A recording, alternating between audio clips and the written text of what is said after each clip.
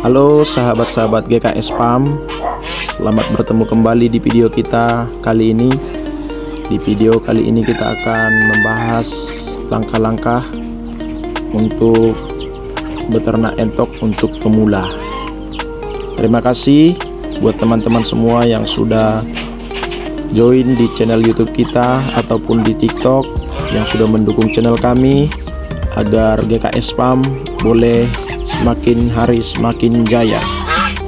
Ikuti terus video kita kali ini sampai selesai ya teman-teman. Teman-teman, persiapan awal yang perlu kita persiapkan di dalam memelihara entok skala rumahan, awalnya kita harus mempersiapkan itu kandang.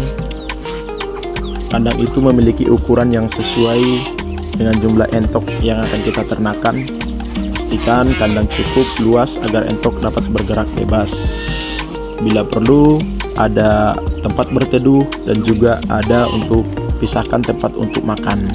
Material yang kita gunakan itu bisa dari bambu, bisa dari kayu, tergantung apa yang gampang dicari atau ditemukan di daerah teman-teman semua.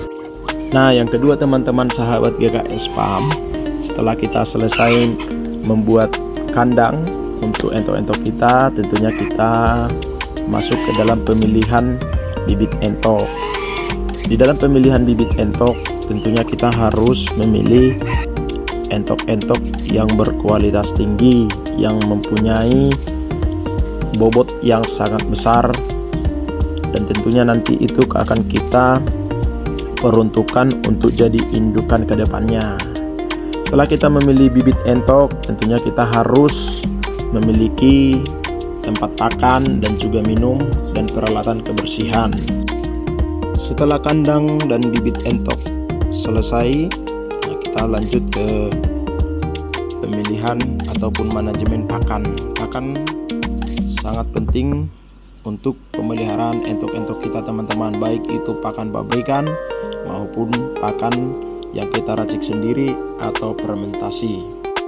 Yang tidak kalah penting teman-teman sahabat GKS Farm, setelah manajemen pakan kita laksanakan dengan baik dan memberikan entok-entok kita makan secara rutin, tentunya kita harus tetap memperhatikan perawatan entok-entok kita, baik itu melalui kebersihan kandang maupun pencegahan penyakit, bahkan pengendalian hama. Menjaga kebersihan lingkungan sekitar kandang untuk mencegah serangan hama, baik itu dari tikus ataupun binatang liar lainnya. Nah, setelah selesai di dalam pembuatan kandang, pemilihan bibit entok, manajemen pakan, dan juga perawatan kandang, kita masuk di dalam pemasaran entok-entok kita nantinya. Di dalam pemasaran entok-entok kita bisa menjual dari telurnya ataupun dari daging.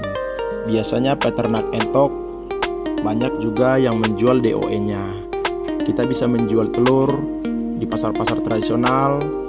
DOE bisa kita pasarkan lewat dari pasar-pasar tradisional ataupun penjual-penjual pakan burung. Baik itu juga untuk sekarang ini banyak melalui media sosial lainnya seperti Facebook ataupun TikTok ataupun YouTube maupun di grup-grup Facebook lainnya. Demikian langkah atau kiat dari kita dari kandang GKS Farm yang bisa kita bagikan untuk teman-teman semua yang mau memulai usaha ternaknya, khususnya usaha ternak entok. Terima kasih buat teman-teman yang sudah menonton video kita kali ini.